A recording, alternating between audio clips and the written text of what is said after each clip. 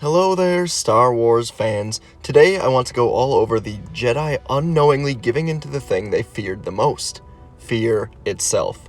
Now, fear held the Jedi back a lot, and during the Clone Wars, the Jedi essentially became blind to the future, blind to the dark side. Everything was clouded, and this made them fear Anakin, and I'll give you a direct conversation from the Revenge of the Sith novelization that really just lays this out perfectly. Their fear of Anakin, their fear of everything. Despite being the ones that claim, to not give in to fear, it's clear they did, whether they knew it or not. So when the Jedi Masters, Jedi Council, suddenly had Anakin around, it brought fear. Anakin was beyond powerful. The potential was unmatched. He was the poster boy for the Clone Wars, prophesized as the chosen one, the one that would bring balance to the Force. That's all a lot to handle, a lot to carry, for one guy. And the Jedi, rather than embracing him, almost pushed him away.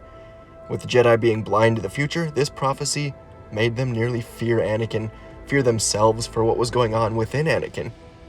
And, like I mentioned, we're going to show exactly what I'm talking about. We're going to read a bit of the Revenge of the Sith novelization, which I truly think does an excellent job of a few things. In this passage, it shows why Windu and Yoda were always going to be the heads of the Jedi downfall. They never had a chance. It'll show their thoughts on Anakin's unknown future, shows how Obi-Wan thinks of Anakin, unlike he thinks of anyone else. He clearly has a connection, despite not wanting to. So, this part is great. Trust me, you want to listen to the whole thing. I know, I'm just saying that for retention, but hey, it's genuinely awesome. So, if you're into lore, you'll enjoy this video. Let's get into it, starting with Obi-Wan, Yoda, and Mace flying over Coruscant in the clone gunship that we see in Revenge of the Sith, but with added dialogue that really adds a ton. The gunship streaked through the capital's sky. Obi-Wan stared past Yoda and Mace Windu, out through the gunship's window at the vast deployment platform and swarm of clones who were loading the assault cruiser at the far end. "You weren't there," Obi-Wan said. "You didn't see his face. I think we have done a terrible thing assigning this to Anakin." "We don't always have the right answer," Mace Windu said. "Sometimes there isn't a right answer." "Know how important your friendship with young Anakin to." "I do," Yoda said, and he too stared out the stark angles of the assault cruiser, being loaded for the assault on Kashyyyk. He stood leaning on his stick as though he did not trust his legs. Allow such attachments to pass out of one's life. A Jedi must. Another man, even another Jedi, might have resented the rebuke, but Obi-Wan only sighed. "I suppose. He is the chosen one after all. The prophecy said he was born to bring balance to the Force. But..." And the words trailed off. He couldn't remember what he'd been about to say. All he could remember was the look on Anakin's face when he told him he was going to be spying on the Chancellor. "Yes, always in motion, the future is." Yoda lifted his head, and his eyes narrowed to thoughtful slits. "And the prophecy? Misread, it could have been." Mace looked even grimmer than usual. "Since the fall of Darth Bane more than a millennium ago, there have been hundreds of thousands of Jedi feeding the light with the work of their hands, each with every beat of their hearts, bringing justice, building a civil society, radiating peace, acting out of selfless love for all living things, and in those 1,000 years, there have only been 2 Sith at any time. Only 2 Jedi create light."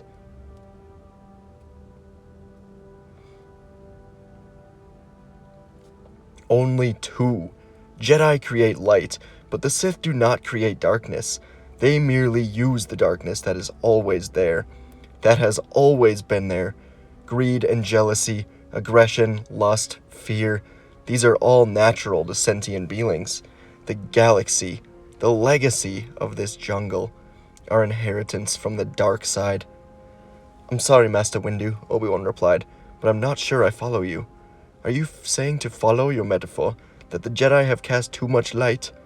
From what I have seen these past years, the galaxy has not been all that bright a place." Mace Windu replied again, saying, "All I'm saying is we don't know. We don't even truly understand what it means to bring balance to the Force. We have no way of anticipating what that may truly involve." "An infinite mystery," is the Force, Yoda said softly. The more we learn, the more we discover how much we do not know. So you both feel it too, Obi-Wan said. The words hurt him. You can both feel we have turned some invisible corner. In motion are the events of our time. Approach, the crisis does, Yoda said. Yes. Mace interlaced his fingers and squeezed until his knuckles popped. But we're in a spice mine without a glow rod. If we stop walking, we'll never reach the light.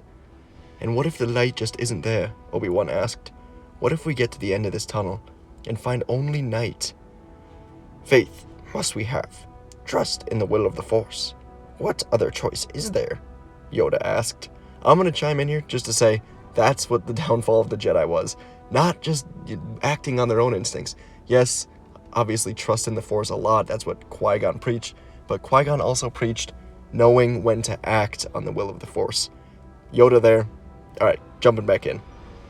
Obi-Wan accepted this with a nod, but still when he thought of Anakin, dread began to curdle below his heart. I should have argued more strongly in the council today. You think Skywalker won't be able to handle this, Mace Windu said. I thought you had more confidence in his abilities. I trust him with my life, Obi-Wan said simply, and that is precisely the problem. The other two Jedi Masters watched him silently while he tried to summon the proper words. For Anakin, Obi-Wan said at length, there is nothing more important than friendship. Nothing. He is the most loyal man I have ever met. Loyal beyond reason, in fact. Despite all I have tried to teach him about the sacrifices that are at the heart of being a Jedi, he will never, I think, truly understand. He looked over at Yoda. Master Yoda, you and I have been close since I was a boy, an infant. Yet if ending this war 1 week sooner, 1 day sooner, were to require that I sacrifice your life, you know I would.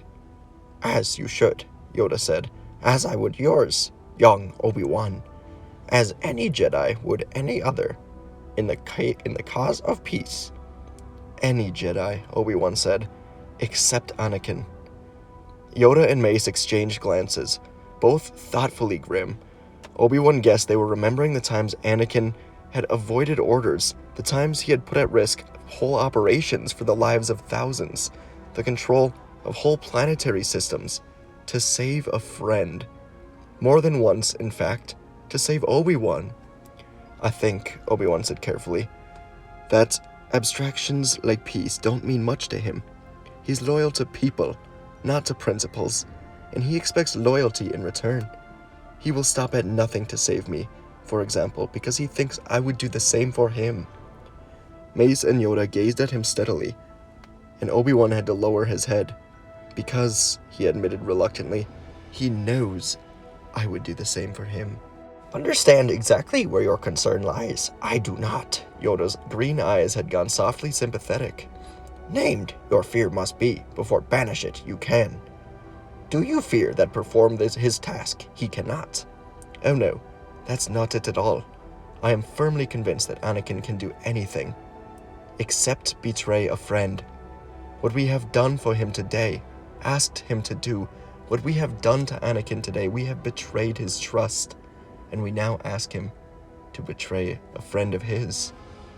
But this is what Jedi are, Mace Windu said. That is what we have pledged ourselves to. Selfless service. Obi-Wan turned to stare once more toward the assault ship that would carry Yoda and the clones to Kashyyyk, but he could only see Anakin's face. Yes, he said slowly, that's why I don't think he will ever trust us again. He found his eyes turning unaccountably hot and his vision warm as they filled with tears, and I'm not entirely sure he should trust us again. That's the end of this passage. What I really took away from this is towards the end here, Obi-Wan describes Anakin would never betray a friend, and Anakin doesn't really follow principles like, freedom and stuff in terms of the galaxy. He follows it in terms of friends. Obi-Wan, Padme, Rex, Ahsoka, Yoda, Mace, they want the Republic to be free. It's different for Anakin. He's more loving. Anakin's the better person, truly. He wants what's best for him, for his friends, not so much for the galaxy as a whole if it means sacrificing his friends. And I think a lot of us can probably relate to that. And the Jedi just kind of being like, yeah, tough, he's got to figure it out. It's their downfall. Them failing to understand Anakin throughout the Clone Wars, throughout his entire life, was the downfall of Anakin Skywalker. And Obi-Wan nailed it at the end. Anakin will never trust them again because they asked Anakin to do the one thing he would never do: betray a friend in Chancellor Palpatine. Horrible. But it's the way it goes. We all know Anakin's fall. So let me know what you thought of this. Let me know if it puts a new light on anything for you. And I love making these videos. Thanks a ton for the support. Yeah, see you around, and I'll see you in the next video.